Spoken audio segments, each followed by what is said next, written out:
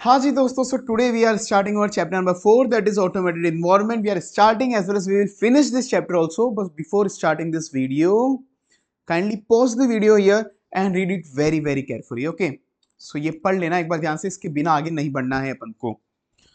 So I hope ये आप पढ़ चुके होंगे, मैं आगे चल रहा हूँ. चलो, सो टॉपिक नंबर 1 जो रट्टाफिकेशन चलेगा आपने पढ़ लिया होगा, और ये जो मैंने आपको पॉज करने के लिए बोला था. तो सबसे पहले कि consideration of automated environment will be relevant at every phase. Her phase पे रिलेवेंट है, जहां हर फेज पे आपको ऑटोमेटेड इन्वायरमेंट के बारे में सोच के हर एक कदम लेना है. तो किस किस फेज के अंदर अपन को देखना है. तो अपन को देखना, R U entity level control को टेस्ट करना चाहते हो कंप्लीटली. ये अपन को कोई किसी को बोल रहे, R U entity level control को टेस्ट करना चाहते हो completely. R U entity level control को टेस्ट करना चाहते हो कंप्लीटली. ये 3 पॉइंट यहाँ पे एक्स्ट्रा होगा, इसको कट कर दो, ये सेम ही मतलब यहाँ पे. So R U entity level control को टेस्ट करना चाहते हो completely. R U entity level control को टेस्ट करना चाहते हो कंप्लीटली. आर से रिस्क असेसमेंट फेज होगा, यू से अंडरस्टैंडिंग फेज होगा, entity level control testing phase और कंप्लीटली. ये तो अपने वर्डिंग पूरे के पूरे आ गए. रिस्क असेसमेंट फेज में अपन को समझाने पे मैं ध्यान नहीं दूंगा, मैंने आपको वही बोला था, पॉज करके पढ़ लेना है, केवल रट्टाफिकेशन के लिए वीडियो है. अगर आपको समझना भी है तो free fast track batch YouTube पे 100% अवेलेबल है. नीचे प्लेलिस्ट लिंक में, प्लेलिस्ट का डिस्क्रिप्शन बॉक्स में लिंक दे दूंगा मैं.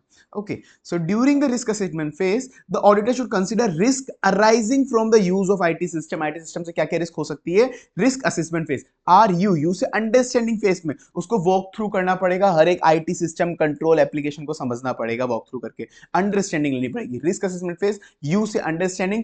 Test R U entity level control को टेस्ट करना चाहते हो कंप्लीटली. एंटिटी के 2 पॉइंट है, टेस्ट के भी 2 पॉइंट है. एंटिटी लेवल कंट्रोल क्या होते हैं, जो पूरी की पूरी एंटिटी को अफेक्ट करते हैं, उसको अपन जनरल या फिर परवेसिव भी बोलते हैं. अपन उसको यही तो बोलते हैं, या तो जनरल कंट्रोल या परवेसिव कंट्रोल, जो पूरी एंटिटी को अफेक्ट करे.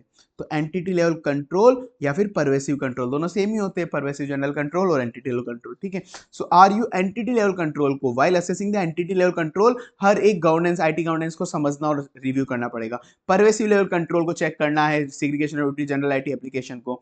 टेस्टिंग फेज, इसका जो रिजल्ट आएगा, इसको चेक करने का जो रिजल्ट आएगा, टेस्टिंग फेज को टेस्टिंग फेज को इंपैक्ट करेगा.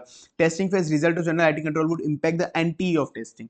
और जो भी सिस्टम से जनरेटेड रिपोर्ट आएगी, सिस्टम से जनरेट करके कोई रिपोर्ट आएगी, उसकी टेस्टिंग भी करो, उसकी टेस्टिंग भी करो. तो ये टेस्टिंग फेज की भी 2 हो गए, एंटी कंट्रोल की भी 2 हो गए. कंप्लीटली से कंप्लीशन स्टेज पे जो जो भी कंट्रोल में डेफिशिएंसी आई, उसको इवेल्युएट करना पड़ेगा कार्ट एनालिटिक्स वगैरह से. इवेल्युएशन ऑफ कंट्रोल डेफिशिएंसी में require using data analytics and कार्ट. Okay, R U risk assessment understanding. Entity level control में 2 आएंगे, एंटिटी लेवल कंट्रोल खुद आ गया, उसके बाद परवेसिव भी एंटिटी लेवल कंट्रोल ही आता है. टेस्टिंग फेज के अंदर 2 आएंगे कि ऊपर का जनरल आईटी कंट्रोल का जो भी टेस्टिंग फेज होगा वो अभी इंपैक्ट करेगा एंटी को. और एक है कि जो भी सिस्टम से रिपोर्ट निकलेगी उसको टेस्ट करना है. एंटिटी लेवल को टेस्ट करना चाहते हो कंप्लीटली, कंप्लीशन स्टेज पे जो भी कंट्रोल की डेफिशिएंसी है उसको इवेल्युएट करना पड़ेगा data analytics. Example of automated application control. Automated application control का एग्जाम्पल है ले एमआरएस. एमआरएस के टायर आता है ना, वैसे याद रख लो, एमआरएस का टायर आता है ना, तो ले एमआरएस, ले एमआरएस, ले एमआरएस, लो एमआरएस, ले एमआरएस, ले एमआरएस, ले एमआरएस, ले एमआरएस, ले एमआरएस, ले एमआरएस, ले एमआरएस. ओके, वैसे एमआरएफ का आता है पर ठीक है. L E MRS, L E MRS, L E MRS. Limit check, edit check, mandatory check, reasonable check, sequence check. ये अपन ने ईआईएस के अंदर भी पहले बचपन में पढ़े हुए हैं, चैप्टर नंबर 3 के अंदर जो पढ़े हुए अपन ने, ये सारे चेक पढ़े हुए वैसे तो अपन ने. तो इसके अंदर फिर भी वापस हो जाएगा, limit check, edit check, mandatory check, reasonable check, sequence check. ले एमआरएस, एल से लिमिट चेक, ई से एडिट चेक, एल से लिमिट चेक, ई से एडिट चेक, एम से मैंडेटरी चेक, आर से रीजनेबल चेक, एस से सीक्वेंस चेक. एल से limit check, E से एडिट चेक, एम से मैंडेटरी चेक, आर से रीजनेबलनेस चेक, एस से सीक्वेंस चेक. साथ साथ बोलना है, बार बार बोलना है, तभी याद होगा. ठीक है. L limit check, E edit check, L E. M से mandatory check, S M R, R से रीजनेबलनेस चेक, एस से sequence check. Okay. General IT control के एग्जांपल अभी अपन पढ़ क्या पढ़ा था, ऑटोमेटेड एप्लीकेशन के एग्जांपल अभी अपन पढ़ेंगे. जनरल आईटी कंट्रोल सी बहुत नॉर्मल है, इसको ट्रिक की जरूरत नहीं है. अगर तुमको कभी भी किसी कंप्यूटर में इंटरनेट चलाना हो तो क्या करोगे, सबसे पहले तो कंप्यूटर ऑन करोगे तो पासवर्ड मांगेगा. कंप्यूटर ध्यान से सोचना, इमेजिन करना, कंप्यूटर ऑन करोगे, पासवर्ड मांगेगा, पासवर्ड डाले, पासवर्ड डालते पहले विंडोज चल गई, मतलब सिस्टम चल गया, पासवर्ड डालते पहले सिस्टम चल गया, विंडोज चल गई। अब उसके अंदर गूगल क्रोम पे क्लिक करेंगे या इंटरनेट एक्सप्लोरर पे क्लिक कर देंगे अपन। तो अपन ने किसी एप्लीकेशन पे क्लिक करा, फिर इंटरनेट चलाया, ठीक है। सबसे पहले क्या करा, पासवर्ड डाला, फिर उस पर विंडोज चल गई, सिस्टम चल गया था। फिर किसी एप्लीकेशन पे माइक्रोसॉफ्ट एज इंटरनेट एक्सप्लोरर या गूगल क्रोम पे क्लिक करा, एप्लीकेशन पे क्लिक करा, फिर नेटवर्क चल गया, फिर नेटवर्क इंटरनेट चल गया।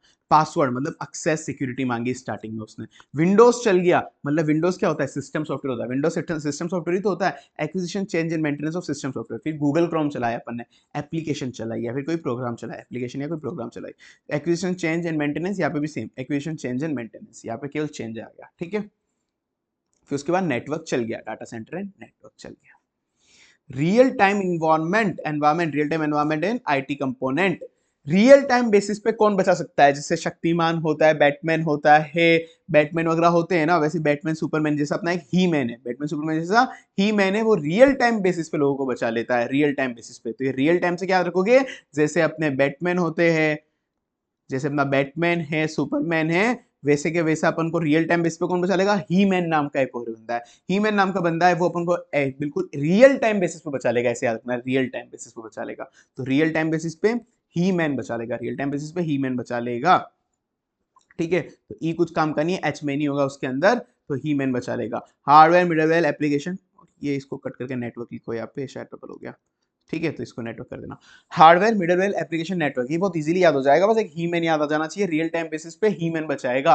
Hardware middleware application network, hardware middleware application network, hardware middleware application network. चलो, understanding and documenting automated environment को अंडरस्टैंड करना और उसको डॉक्यूमेंट करना। डॉक्यूमेंट किसके हिसाब से करते हैं अपन, सारी चीजें ऐसे 230 के हिसाब से करते हैं डॉक्यूमेंट। तो अब अपन को क्या क्या समझना है ऑटोमेटेड इन्वायरमेंट में, कि कंपनी हार्डवेयर कौन सा यूज लेती है, सॉफ्टवेयर कौन सा यूज लेती है, कंपनी हार्डवेयर कौन सा यूज लेती है, सॉफ्टवेयर कौन सा यूज लेती है, प्लस एसपीसी। हार्डवेयर कौन सा यूज लेती है, सॉफ्टवेयर कौन सा यूज लेती है, प्लस एसपीसी। हार्डवेयर कौन सा यूज लेती है, सॉफ्टवेयर कौन सा यूज लेती है, प्लस एसपीसी। हार्डवेयर कौन सा यूज लेती है, सॉफ्टवेयर कौन सा यूज लेती है, प्लस एसपीसी। हार्डवेयर मतलब आईटी का कौन सा इंफ्रास्ट्रक्चर यूज लेती है, सॉफ्टवेयर मतलब कौन सा एप्लीकेशन यूज लेती है। तो हार्डवेयर कौन सा यूज लेती है, सॉफ्टवेयर कौन सा यूज लेती है, आईटी इंफ्रास्ट्रक्चर हार्डवेयर हो गया, सॉफ्टवेयर हो गया ये एप्लीकेशन। हार्डवेयर कौन सा यूज लेती है, सॉफ्टवेयर कौन सा यूज लेती है, plus SPC, plus SPC. Hardware कौन सा यूज लेती है, सॉफ्टवेयर कौन सा यूज लेती है, प्लस एसपीसी, एसपीसी।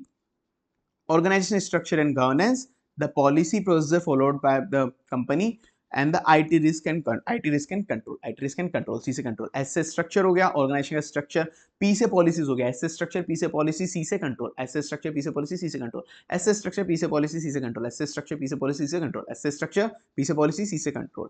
तो SPC। और हार्डवेयर कौन सा यूज लेती है, सॉफ्टवेयर कौन सा यूज लेती है, हार्डवेयर से IT इंफ्रास्ट्रक्चर, सॉफ्टवेयर से applications. Okay, then application of data analytics. Data analytics का यूजेस क्या होता है, एप्लीकेशन उसको कहाँ का अप्लाई कर सकते हैं। डाटा एनालिटिक्स, अब इतना ध्यान रखना, कहीं पे भी अगर फ्रॉड जेवी मिली, मतलब फ्रॉड जर्नल मिली, तो मान लेना फ्रॉड जेवी मिली तो प्रीलिमिनरी ऊपर से ही मान लेना कि भाई फ्रॉड जेवी मिली, तो प्रीलिमिनरी मान लेना रिस्क एग्जिस्ट करती है, कंट्रोल में डेफिशिएंसी है, रिस्क एग्जिस्ट करती है, कंट्रोल में डेफिशिएंसी है। अगर कहीं पे भी फ्रॉड जेवी मिल जाए ना तुमको, तो प्रीलिमिनरी मान लेना कि रिस्क एग्जिस्ट करती है, कंट्रोल में डेफिशिएंसी है। कहीं पे भी फ्रॉड जेवी मिल जाए, कहीं पे भी फ्रॉड जेवी, तो मान लेना रिस्क एग्जिस्ट करती है, फ्रॉड जेवी मिल जाए तो प्रीलिमिनरी मान लेना कि रिस्क एग्जिस्ट करती है और कंट्रोल में डेफिशिएंसी, कंट्रोल में डेफिशिएंसी है। कहीं पे भी फ्रॉड जेवी मिल जाए तो प्रीलिमिनरी मान लेना रिस्क एग्जिस्ट करती है और कंट्रोल में डेफिशिएंसी है, ठीक है। तो फ्रॉड जेवी मिल जाए तो मान लेना प्रीलिमिनरी रिस्क एग्जिस्ट करती है और कंट्रोल डेफिशिएंसी है। फ्रॉड से फ्रॉड रिस्क असेसमेंट, जेवी से non standard JV, non standard general analysis. Preliminary analytics, risk मतलब रिस्क असेसमेंट, कंट्रोल से कंट्रोल टेस्टिंग, डेफिशिएंसी से इवैल्यूएशन ऑफ डेफिशिएंसी। फ्रॉड मतलब फ्रॉड रिस्क असेसमेंट, जेवी मिल जाए तो नॉन स्टैंडर्ड जेवी। प्रीलिमिनरी से preliminary analytics, risk मतलब risk assessment, control मतलब कंट्रोल टेस्टिंग, एंड डेफिशिएंसी मतलब evaluation of deficiency. Okay, then steps of using card ऊपर तो था अपना एप्लीकेशन ऑफ डाटा एनालिटिक्स। अब यहाँ पे स्टेप्स क्या क्या होगी, कार्ड भी डाटा एनालिटिक्स का एक पार्ट होता है, तो उसके क्या स्टेप्स हैं। अपन को कहीं पे डाटा चाहिए, किसी इंसान से डाटा चाहिए या किसी बंदे से, तो पहले कि सामने वालों को समझो कि वो कैसा है, सामने वाले को समझो कि वो कैसा है। उसके बाद देखो कि तुम्हारी रिक्वायरमेंट क्या है, तुम्हें क्या चाहिए। पहले सामने वाले को समझो कि वो कैसा है, उसके हिसाब से अपन देखेंगे ना। पहले तो सामने वाले को समझो कि वो कैसा है, उसके बाद अपनी रिक्वायरमेंट देखो कि तुम्हें क्या चाहिए। फिर उसके बाद अपन ने पता कर लिया, फिर वो देखो मुझे क्या चाहिए और ये कहाँ से मिलेगा, मुझे क्या चाहिए और कहाँ से मिलेगा। सामने वाले को समझा, मुझे क्या चाहिए, कहाँ से मिलेगा, मुझे क्या चाहिए, कहाँ से मिलेगा, फिर उसको एक्सट्रैक्ट कर लो। एक्सट्रैक्ट करने के बाद उसके ऊपर कंप्लीट है, एक्यूरेट है या नहीं है, उसके ऊपर एनालिटिकल टूल लगा दो, उसके ऊपर एनालिटिकल लगा दो। पहले सामने वाले को समझो, फिर देखो मुझे क्या चाहिए, कहाँ से मिलेगा, फिर उसको डाटा को एक्सट्रैक्ट कर लो। पहले सामने वाले को समझो, सामने वाले को मतलब understand the business environment including IT. सामने वाला मतलब जितना बिजनेस एनवायरनमेंट आईटी है उसको समझो। फिर देखो तुम्हें क्या चाहिए, मेरा क्या ऑब्जेक्टिव है, मेरा क्या ऑब्जेक्टिव है, मुझे क्या चाहिए और मुझे वो डाटा कहाँ से मिलेगा। Identify the source and format of data, identify the source and format of data, फिर उस डाटा को एक्सट्रैक्ट कर लो, उस डाटा को एक्सट्रैक्ट कर लो। Understand the business environment including IT, define the objective कि अपन को क्या चाहिए, फिर सोर्स एंड डाटा को आइडेंटिफाई करो, उधर से डाटा एक्सट्रैक्ट कर लो, उधर से डेटा एक्सट्रैक्ट कर लो। एंड देन उसको कंप्लीट है या नहीं है, उस पर एनालिटिकल टूल लगा दो। To verify the completeness and accuracy apply the criteria, apply the criteria, verify the completeness and accuracy, apply the criteria, end में कंफर्म द रिजल्ट, एंड में कंफर्म द रिजल्ट, एंड में confirm the result. चलो, बहुत तरह की risk होती है धंधे के अंदर, एंटरप्राइजेस में जो आप बहुत सारी रिस्क होती है। कौन कौन सी तरह की रिस्क होती है, सीएफओ का टेम्परेचर इंक्रीज हो गया बिजनेस रिस्क देख के, सीएफओ का, चीफ फाइनेंशियल ऑफिसर का, सीएफओ का टेम्परेचर इंक्रीज हो गया फाइनेंशियल बिजनेस रिस्क देख के, सीएफओ का टेम्परेचर इंक्रीज हो गया बिजनेस रिस्क देख के, सीएफओ का टेम्परेचर इंक्रीज हो गया बिजनेस रिस्क देख के। सी से क्रेडिट रिस्क, एफ से फाइनेंशियल रिपोर्टिंग रिस्क, ओ से ऑपरेशनल रिस्क, टी से टेक्निकल, ई से एनवायरमेंटल, एम से मार्केट, पी से प्रोडक्ट, बी से बिजनेस पार्टनर रिस्क, और आर से रेगुलेटरी रिस्क। तो ये जितनी भी तरह की रिस्क होती है दिमाग में सारी इधर चेप दो, ये याद इजीली आ जाएगी। अपन ने एसएफएम के अंदर पढ़ी थी, अलग अलग तरह की रिस्क होती है चैप्टर नंबर 2 एंड 3 के अंदर, तो उधर से एक बार याद इजीली आ जाएगी। सी से क्रेडिट रिस्क होती है, एफ से फाइनेंशियल रिस्क होती है, ओ से ऑपरेशनल रिस्क होती है, टी से टेक्नोलॉजिकल होती है, ई से एनवायरमेंटल होती है, एम से मार्केटिंग होती है, पी से प्रोडक्ट होती है। ध्यान रखना पॉलिटिकल नहीं होती है, यहाँ पे बच्चे गलत लिख के आ सकते हैं, नंबर कट जाएंगे। तो पी से प्रोडक्ट रिस्क या फिर प्रोजेक्ट रिस्क लिख के आनी है, पी से प्रोडक्ट रिस्क होती है, बी से बिजनेस रिस्क होती है, आर से रेगुलेटरी रिस्क होती है, आर से रेगुलेटरी रिस्क होती है। ठीक है, चलो, how to evaluate whistle blower policy, whistle blower policy को कैसे इवेल्युएट करना है, हमको देखना है विसल ब्लोअर पॉलिसी एग्जिस्ट करती है क्या, सबसे पहले कंपनी में एग्जिस्ट भी करती है क्या, अगर एग्जिस्ट भी करती है तो क्या डॉक्यूमेंटेड है क्या, एग्जिस्ट करती है क्या, उसको डॉक्यूमेंट कर रखा है क्या, एग्जिस्ट करती है क्या, डॉक्यूमेंट कर रखा है क्या, उसको एम्प्लॉयज को समझा रखी है क्या। विसल ब्लोअर पॉलिसी जो होती है सबसे पहले तो एग्जिस्ट करती है क्या, उसको प्रॉपर्ली डॉक्यूमेंट कर रखा है क्या, फिर जिसके काम की उस पॉलिसी उस बंदे को समझाओगे तो सही नहीं है, जिसके काम की है तो उस एम्प्लॉय को समझा रखी है क्या, उसको ट्रेन कर रखा है, समझा रखा है ना कि इस विसल ब्लोअर पॉलिसी का ऐसे ऐसे यूज कर सकते हैं, हाँ भाई समझा भी रखिए, ट्रेन भी कर रखा है, ठीक है। तो तुम उसको टाइमली मॉनिटर कर रही हो ना कि हाँ भाई इसको लोग बात ध्यान से ले रहे, समझ से ही ले रहे, कोई डेविएशन निकला तो कैसे डील करोगे, कोई डेविएशन निकला तो कैसे डील करोगे, क्या वो एग्जिस्ट करती है क्या, वो डॉक्यूमेंटेड एंड अप्रूव्ड है क्या, क्या वो एग्जिस्ट करती है, डॉक्यूमेंटेड एंड अप्रूव्ड है क्या, और एम्प्लॉयज को कम्युनिकेट एंड ट्रेन कर रखा है क्या इसके बारे में, एम्प्लॉयज को कम्युनिकेट एंड ट्रेन कर रखा है क्या इसके बारे में। फिर उसके बाद उसको मॉनिटर करना है, इफेक्टिवनेस मॉनिटर करनी है उसकी कि अगर कभी भी कुछ भी इफेक्ट डेविएशन आया तो तुम कैसे डील करो, उसको मॉनिटर करना है डेविएशन की, कभी भी कोई भी डेविएशन आया तो उसको कैसे डील करोगे। ठीक है, Does the company have whistleblower policy? Does the company have whistleblower policy? Documented and approved है क्या? Is documented and approved? Has communicated to all employees? और ट्रेनिंग दी है क्या, उन्होंने ट्रेनिंग दी है क्या एम्प्लॉय को अंडरस्टैंड करने के लिए पॉलिसी का पर्पस, मॉनिटर कर रहे हो ना तुम उसकी effectiveness and deviation, how the company deal with the deviation and non compliance. Okay, चलो, layers of automated environment, automated environment के कौन से लेयर्स हैं, अब इसको याद करने के लिए कि डाटा कहाँ कहाँ पे स्टोर कर सकते हो, डाटा कहाँ कहाँ पे स्टोर कर सकते हो, तो डाटा से ही फर्स्ट पॉइंट बन गया। डाटा जो होते हैं ना, अलग अलग तरह के डेटा जो होते हैं अपने ऊपर, वो डेटा कहाँ कहाँ पे तुम स्टोर कर सकते हो, डेटाबेस का फर्स्ट पॉइंट ही ये हो गया, इसका डेटाबेस ही हो गया फर्स्ट पॉइंट ही। अब उसको जनरली यार कंप्यूटर के अंदर स्टोर कर सकते हैं, नॉर्मल चीज़ है ना, कंप्यूटर के अंदर स्टोर कर सकते हैं, पेन ड्राइव के अंदर स्टोर कर सकते हैं, या फिर उसको फिजिकल फाइल के अंदर भी, जरूरी है क्या अपन कंप्यूटर में स्टोर करें, फिजिकल फाइल के अंदर भी स्टोर कर लेंगे प्रिंट लेके, या फिर गूगल ड्राइव पे डाल देंगे, या फिर गूगल ड्राइव पे डाल देंगे, ऐसे बहुत सी चीजें होती हैं दिमाग में, डाटा कहाँ कहाँ पे स्टोर कर सकते हैं, कंप्यूटर में कर सकते हैं, कंप्यूटर मतलब ऑपरेटिंग सिस्टम में कर सकते हैं, पेन ड्राइव में कर सकते हैं मतलब स्टोरेज डिवाइस और हार्डवेयर में कर सकते हैं, फिजिकल फाइल भी रख सकते हैं यार प्रिंट वगैरह करके, फिजिकल एंड एनवायरमेंट कर सकते हैं, गूगल ड्राइव मतलब नेटवर्क पे भी चला सकते हैं। ठीक है, तो इसको ये ऐसे याद रखो कि डाटा कहाँ कहाँ पे स्टोर कर सकते हैं, ऐसे याद हो जाएगा। ठीक है, और उसके बाद चलो, पहले अब ये वाला जो तुमको पीडीएफ है ना, ये वाला मैं पीडीएफ तुमको फ्री ऑफ कॉस्ट बिल्कुल टेलीग्राम चैनल पे दे दूंगा, कोई दिक्कत नहीं है, बिल्कुल टेलीग्राम चैनल का नीचे लिंक भी दे दूंगा मैं डिस्क्रिप्शन पे, ये अपनी केवल ट्रिक बुक है जो बिल्कुल फ्री ऑफ कॉस्ट दे दूंगा। पर नहीं सर हमें तो फुल बुक चाहिए जिसके अंदर सब कुछ हो, कॉन्सेप्ट वगैरह, तो ये है अपनी सुंदर सी बुक, फुल बुक, अरे वो भाग गया लगता है फ्रंट पेज।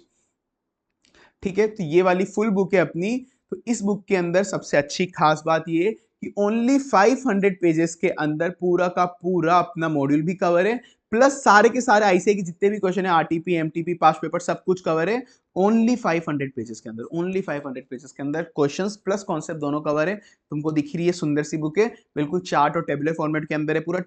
पैराग्राफ मुझे खुद को पसंद नहीं है इसीलिए, और सब कुछ हाईलाइटेड भी है, ट्रिक भी दे रखी है जो अपन ने अभी पढ़ा, डाटा किस किस जगह स्टोर कर सकते हैं, तो ये उसी हिसाब से पूरी बुक बनाई हुई है। अब ये क्वेश्चन भी साथ में डाल रखे कि जितने भी आईसीआई के क्वेश्चन है सब कुछ तुम्हारे साथ में कवर होते जाएंगे, तो बच्चों को बार बार नहीं करना पड़ेगा। अब ये देखो अपन ने जो पढ़ा था, IPC, SPC, hardware software SPC, सारी ट्रिक भी डाल रखी है। R U anti terror control को टेस्ट करना चाहते हो तो ये पूरी मेन बुक है, ये आपको नीचे डिस्क्रिप्शन बॉक्स में लिंक दे दूंगा, सॉफ्ट कॉपी परचेस करने तो कर सकते हो, इंस्टेंट जल्दी डिलीवर हो जाएगी, नॉट इंस्टेंट, ओके। और सबसे अच्छी चीज इसके साथ तुमको फ्री फास्टैग बैच भी मिलेगा, यूट्यूब पे पूरा अवेलेबल है फ्री फास्टैग बैच, ठीक है। चलो, बाकी ये वाला तो हो गया है अपना, नेक्स्ट चैप्टर के साथ जल्दी ही मिलते हैं, गुड बाय।